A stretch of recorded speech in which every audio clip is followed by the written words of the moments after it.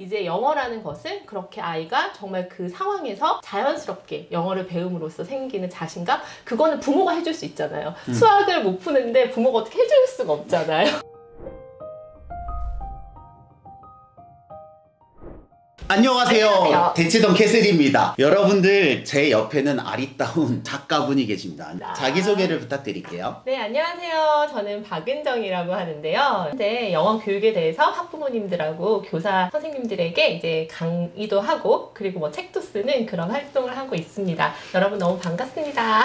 잠깐 소개를 해드리면 이화여자대학교에서 영어 교육과를 졸업을 하셨고 서울교육대학원에서 햇솔교육 석사학위를 취득하셨습니다. 그래서 원래 영어에 대한 관심도 많고 실은 중간에 영어 유치원을 6년 정도 운영해 보시기도 했고 그래서 학부모님들이 영어에 대한 어떤 니즈가 있고 어떤 필요성이 있는지에 대해서 충분히 알고 계세요. 그런 분이 자녀와 함께 캐나다로 어학연수를 가서 2년 동안 살고 오신 다음에 그 경험을 바탕으로 이렇게 책을 내신 거거든요. 네. 그렇죠? 그래서 저는 어학연수에 관한 이야기를 들어보려고 이렇게 모셨습니다. 너무 감사합니다. 초대해 주셔서. 일단 한국에서 영어 유치원도 잘 되고 있고 학생도 그냥 그렇게 배우면 실은 영어에서 문제가 있지는 않잖아요. 네네. 근데 왜 굳이 캐나다로 어학연수를 가게 되셨어요? 제가 이제 여기서 오랫동안 영어를 가르치면서 좀 느낀 게 뭐냐면 영어를 배운다는 것, 한 언어를 배운다는 게 꼭 그 언어의 스킬, 문법이나 뭐 어휘나 이런 것만 배워서는 안 된다는 걸 깨달았어요.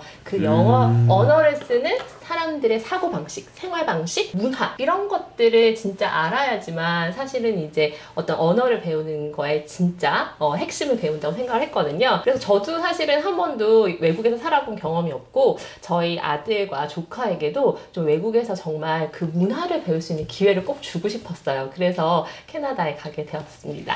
근데 저는 이 말이 좀 이해가 네. 되는 게 네네. 예를 들면 감사합니다, 죄송합니다라는 우리가 그 말은 알잖아요. 네. 근데 어느 상황에서 이 말을 써야 되는지 예의가 있는지 네. 아닌지는 그 톤과 뉘앙스는 그 현지 문화를 모르면 모를 수 있잖아요. 맞아요. 그 뉘앙스를 배우기 위해 가셨다는 네, 거죠. 맞아요. 그리고 정말 거기서 학교 생활을 직접 해보고 친구도 사귀어보고 그런 경험들이 정말 언어를 배우는 데서도 정말 중요한 것 같고 그 다음에 삶을 살아가는데 아이에게 줄 수 있는 정말 큰 선물이라고 생각을 했어요. 그래서 이제 모든 생업을 잠깐 내려놓고 네. 아이와 함께 2년 동안 가신 거잖아요. 네. 저는 궁금한 게 실은 네. 저 어학연수 가본 적이 없거든요. 아, 네. 똑같은 거예요. 막 해외에서 막 한 달 살기 저 이런 거 해본 적이 없는데 네. 굳이 왜 캐나다셨어요? 제가 책에도 이제 자세하게 쓰긴 썼는데요. 우선 영어를 모국어로 쓰느냐, 그 다음에 세컨 랭귀지, 뭐 제2 외국어로 쓰느냐는 사실 되게 큰 차이가 있어요. 뭐 싱가포르나 뭐 인도나 뭐 필리핀이나 이런 데 가면 사실은 영어를 많이 쓰거든요. 세컨 랭귀지로. 근데 그렇게 세컨 랭귀지로 쓰는 거랑 mother tongue, 모국어로 쓰는 데에서는 사실은 그 문화 차이가 정말 있거든요.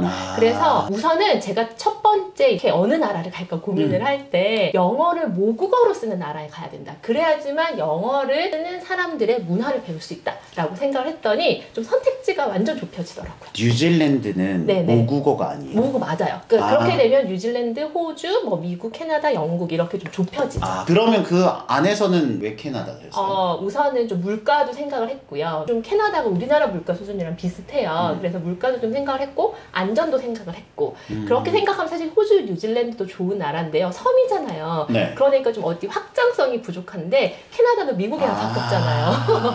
그러니까 여행을 다니기도 좋고 가서 좀 미국을 경험하기도 좋고 그래서 캐나다를 선택하게 되었어요.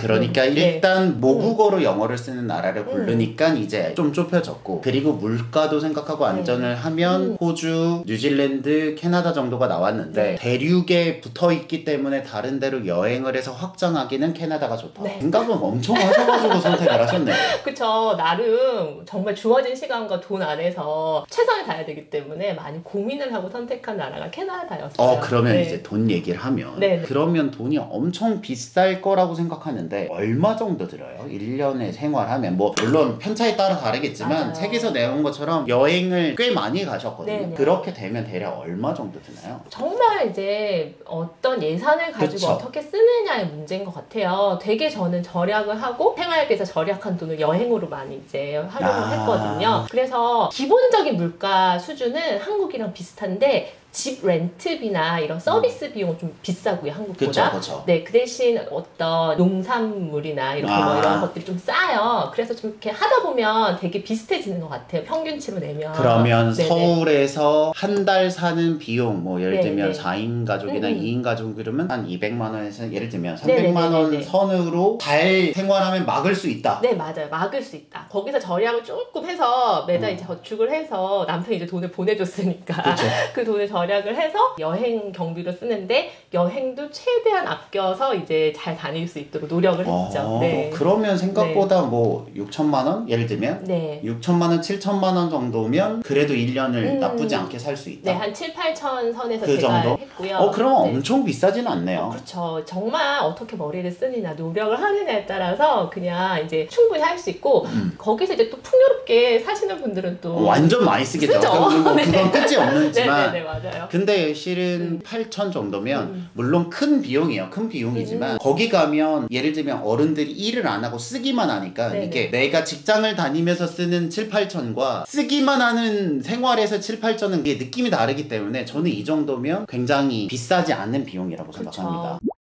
그리고 그렇죠. 정말 학원을 보내는 돈으로 저는 아이에게 평생 가지지 못한 어떤 정말 소중한 경험들을 많이 만들어줬다고 생각하거든요. 그래서 그 돈의 이상의 어떤 가치, 효용을 느낄 수 있었던 시간이었던 것 같아요. 저는 궁금한 게 실제로 아이가 그래서 돌아와서 한국에서 이제 다시 생활을 하잖아요. 네. 돌이켜 봤을 때 네. 우리가 의도한 만큼 아이가 그거 기억을 소중히 잘 간직해요. 그럼요. 정말 그때의 영어를 배웠던 그 경험치로 지금 저희 아이들이 고등학교 1학년인데요. 영어에 대한 어떤 자신감 우선 딱 깔고 있어요. 그래서 학교 수업에서 다른 교과목들은 좀 어려워하는 부분들도 있는데 사실 영어에 대해서는 나 영어 진짜 잘해. 그리고 편하게 생각하죠. 그래서 저는 사실 다른 교과목은 뭐 수학도 그렇고 다른 교과목은 진짜 생으로 해야 되니까 네네. 정말 지름길이 없지만 네네네. 근데 이제 영어라는 것은 그렇게 아이가 정말 그 상황에서 자연스럽게 영어를 배움으로써 생기는 자신감 그거는 부모가 해줄 수 있잖아요. 수학을 못 푸는데 부모가 어떻게 해줄 수가 없잖아요. 답이 없죠. 답이 없죠. 근데 영어는 그렇게 상황에 던져놓으면 저절로 영어를 배우게 되니까 저는 부모가 아이한테 해줄 수 있는 어떤 최고의 방법이 이제 그렇게 아이를 캐나다에 데려가서 좀 영어를 자연스럽게 배울 수 있고 그걸로 인해서 자신감이 생겨서 지금 학교 공부를 할 때도 나 영어는 정말 잘해. 그리고 이제 결과적으로도 영어 성적이 나쁘지 않고 그렇게 다 나오고 있어요. 저는 얘기 들으면서 되게 공감을 했던 게 네네. 뭐냐면 예를 들면 저희는 학부가 공대잖아요. 네네네. 그러니까 IT 기기나 컴퓨터나 기계를 다루는 게 익숙했어요. 그래서 저는 그 안에서 몇 개 기기들을 다뤄서 이제 영상을 찍고 있잖아요. 네네. 근데 시간이 지나면 새롭게 배워야 되는 것들이 많거든요. 네. 하지만 제가 가지고 있는 자신감 중에 하나는 그냥 과거에 내가 이게 친숙하니까 새로운 걸 내가 배워서 잘할 수 있다라는 기대감이 있어요. 맞아. 근데 그 기대감이 없는 친구들은 네. 분명히 나하고 능력이 별 차이가 없는데 능력이 좋다 맞나를 떠나서 그 대상을 바라보는 두려움이 있냐 없냐에 맞아요. 따라서 성과가 되게 많이 차이가 나는데 영어에 관한 두려움이 없다는 것만으로 맞아요. 실제로 잘하게 되는 거예요. 맞아요. 그렇게 해서 영어에 대한 자신감도 생겼고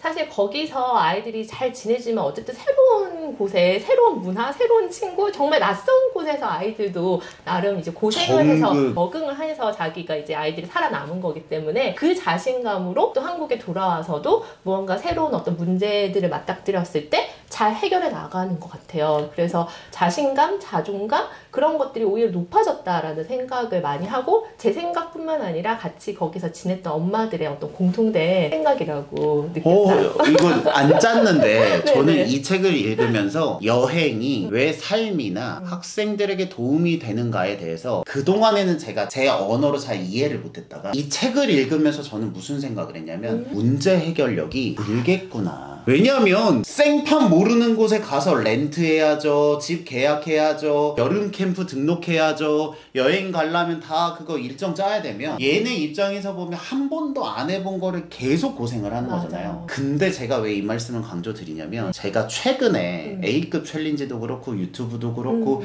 계속 무언가 시스템을 만들어 가니까 안 해본 거잖아요. 네. 그래서 이게 안 해본 문제를 해결하는 게 되게 중요하구나라는 생각 요즘 진짜 많이 했는데 여행을 가면 창업을 하거나 스타트업을 하는 것과 똑같은 문제 해결을 기를 수 있는 거예요.